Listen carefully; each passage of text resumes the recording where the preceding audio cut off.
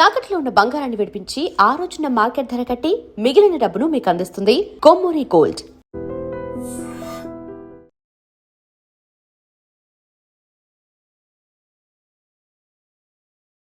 Welcome to I dream. నేను ఉదయశ్రీ. నిన్న 113 సంవత్సరాల వయసులో నవనీతమ్మ అనే ఒక వృద్ధురాలు తిరుపతి మెట్ల మార్గంలో నడక మార్గంలో ఆ స్వామివారిని దర్శించుకోవడానికి వెళ్ళింది.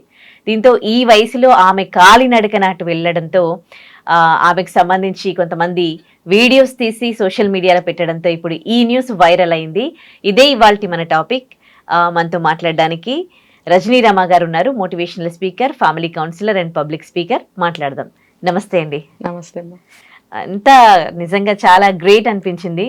అంటే ఇప్పుడు 100 సంవత్సరాలే బ్రతుకుతున్న సందర్భాలు ఏం కనిపించట్లేదు. 60, 70, 80కే మనకి ఏదో హెల్త్ ఇష్యూస్ రావడం జరుగుతుంది.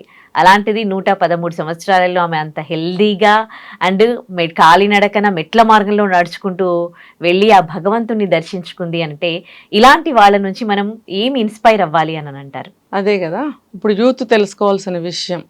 ఆవిడ 113 సంవత్సరాల వయసులో నడుచుకుంటూ వచ్చింది అంటే ఆవిడ జీవిత కాలంలో ఏమేమి చేసి ఉంటుంది ఆవిడ అనేది ప్రతి ఒక్కరికి రావాలి ప్రశ్న.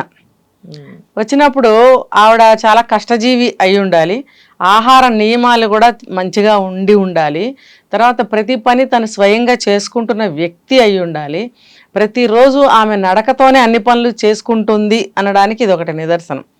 వీళ్ళు ఏంటంటే వాళ్ళ పనిని వాళ్ళే చేసుకుంటారు. ఎంత ఏజ్ వచ్చినా కాళ్ళు చేతులు పనిచేస్తున్నంత వరకు వంట చేసుకుంటారు, బట్టలు ఉతుక్కుంటారు, వాకిలు చిమ్ముకుంటారు, ఇల్లు చిమ్ముకుంటారు, అన్ని పనులు చేసుకుంటారు. ఎటు జడ్ ఏది మానరు.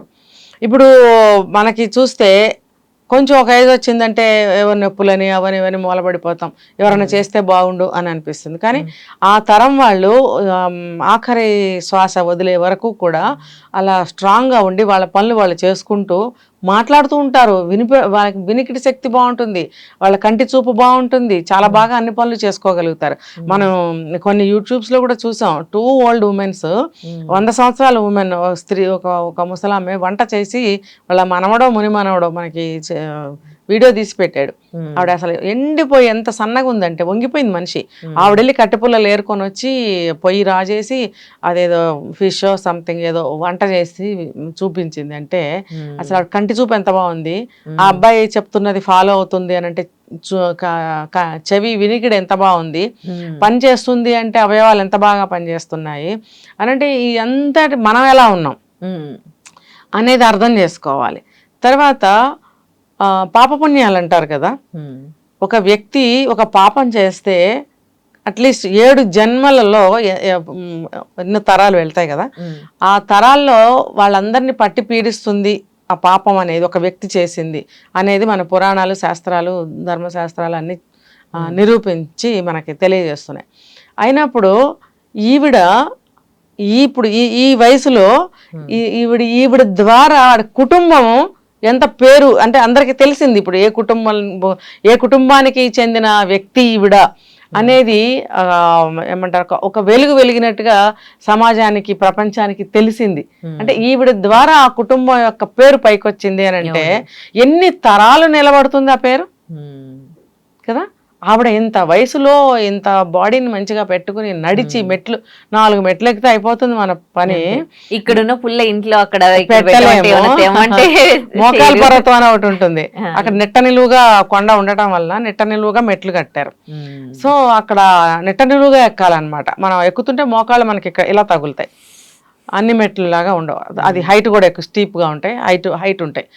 అక్కడ ఆ మెట్లు కూడా ఆవిడ ఎక్కింది అని అంటే ఇంకా చెప్పండి, చక్కగా ఎలా ఎక్కాలో తెలుసు వాళ్ళకి. తెలుసా, వాళ్ళని పక్కన ఎత్తి కూర్చోబెట్టి ఆ కొండ ఎక్కే వరకు పక్క వాళ్ళని హెల్ప్ చేసి ఉంటారా? మేబీ కొంచెం చేసి ఉండొచ్చేమో, కానీ కొంచెం ఆవిడ ఎక్కే ఉంటారు. ఎందుకంటే అలాంటి మెట్లు ఆవిడ ఎలా ఎక్కాలో ఆవిడకి తెలుసు. ఎందుకంటే ఆవిడ గడిచిన ఎన్ని సంవత్సరాల జీవితంలో ఆవిడ ఎన్నోసార్లు ఎక్కుంటారు. ఆ మోకాల పర్వతం దగ్గర ఎలా ఎక్కాలో ఆవిడకి తెలిసి ఉంటుంది. ఇప్పుడు వాళ్ళకి తెలుసా, ఎలాగోలా ఎక్కేస్తారు మోటుగా, కానీ అది మెళుకువ తెలిసి ఎక్కితే శ్రమ అనేది ఉండదు. అవును కదా, అది ఆ మెళుకువ తెలిసిన వ్యక్తి ఆవిడ. కరెక్ట్. మరి అంత టాలెంటెడ్గా ఆవిడ ఎక్కింది, పైదాకా వచ్చింది. ఆవిడ ద్వారా వీళ్ళందరికీ విఐపి దర్శనం, పర్టికులర్గా ఏమంటారా చైర్మన్లు వాళ్ళు వచ్చి తెలుసుకుని వీళ్ళకి ఫెసిలిటీ కల్పించారు అని అంటే ఆవిడ చేసుకున్న పుణ్యమా, ఆవిడ తీసుకొచ్చుకున్న తనకు తానుగా తీసుకొచ్చుకున్న ఈ ఫేమా, మిగతా వాళ్ళందరికీ కూడా భగవద్ దర్శనం ఫ్రీగా విఐపి దర్శనం ఎవరికి దొరుకుతుంది? ఎవరు బుక్ చేసుకున్న ఎంత డబ్బు కట్టినా దొరికింది అంటే ఆవిడ ముసలావిడ చేసుకున్న పుణ్యమే కదా. అన్ని తరాల్లో ఆ 7 తరాల్లో ఆవిడ చేసిన పుణ్యం ఇంకో 7 తరాలు వస్తుంది. ఆ పుణ్యంతో వీళ్ళు బ్రతికేస్తారు. వీళ్ళకి ఎటువంటి చెడు ఆపాదించబడదు. చాలా హాయిగా హ్యాపీగా సుఖంగా బతికేస్తారు. ఒక వ్యక్తి చేసిన పాప పుణ్యాల మీద కుటుంబాలు పాపాన్నైనా అనుభవిస్తాయి, పుణ్యాన్నైనా అనుభవిస్తాయి. కాబట్టి ఆవిడ పుణ్యాత్మురాలని చెప్పుకోవాలి. ఆవిడ ద్వారా ఆవిడ కుటుంబం కూడా ఎంత పుణ్యం చేసుకుందని చెప్పాలి. ఇంకా ఈ ప్రజలు, యూత్ అనే కాదు, ఎవరైనా సరే తెలుసుకోవాల్సిన విషయం ఏంటంటే మంచిగా ఆరోగ్యం చూసుకోవడము, తన పని తను చేసుకోవడము.